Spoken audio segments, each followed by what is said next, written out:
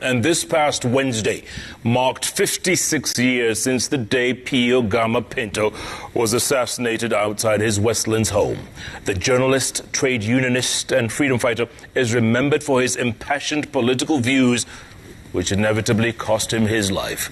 Tonight, on the National Reminder, Victoria Rubadiri revisits the fateful day and the defining moments of a man whose murder is still yet to be properly investigated.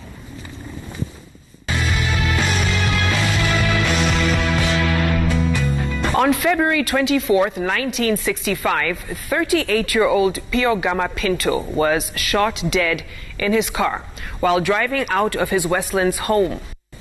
A journalist, a trade unionist and freedom fighter, Pinto was the first post-independence victim of assassination in Kenya. It was back in the 1940s when a young Pinto joined trade union politics. Now, during the state of emergency in 1952, he mobilized resources for the Mau Mau in Nairobi. 2 years later, in 1954, the British authorities arrested and deported him to Manda Island, after which he was moved to Rift Valley Province.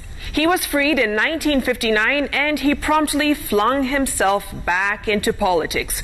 Not soon after, Pinto would establish Sauti ya KANU, a newspaper for the Kenya African National Union, or KANU, in 1960.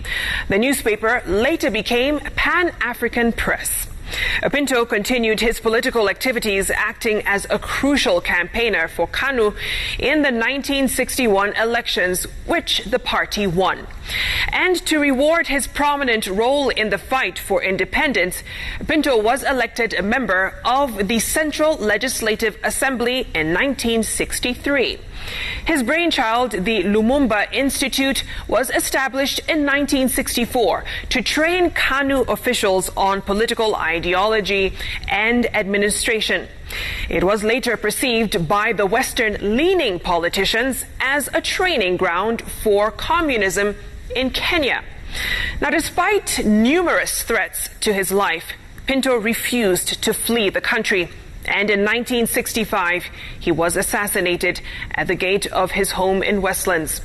One Kisilu Mutua was charged with Pinto's murder and sentenced to death. Now, after serving 36 years in jail, President Moi pardoned Mutua and ordered his release on July 4, 2001. And in May 2017, the High Court awarded a 74-year-old Mutua 2.5 million shillings for being tortured while in police custody.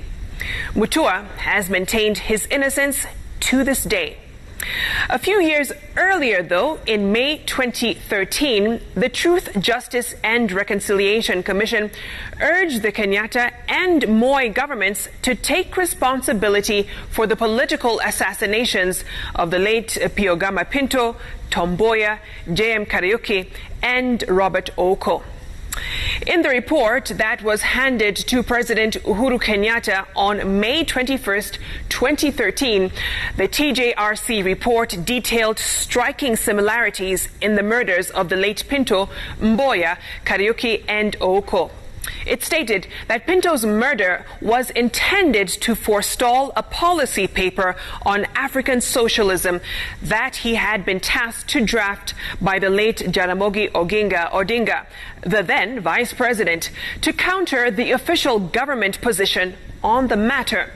Now, the report stated, quote, had this plan come to fruition, it could have made Pinto the architect of the first parliamentary coup and thus the man closest to organizing a real political revolution in Kenya. End quote.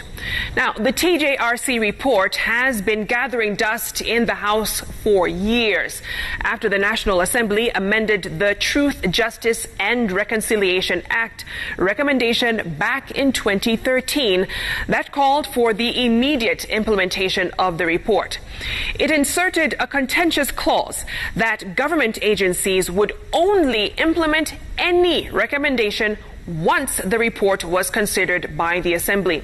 To date, the House has remained mum on the report, prompting the Senate Justice, Legal Affairs and Human Rights Committee to ask the Senate to pass a resolution asking the sister house to consider the report.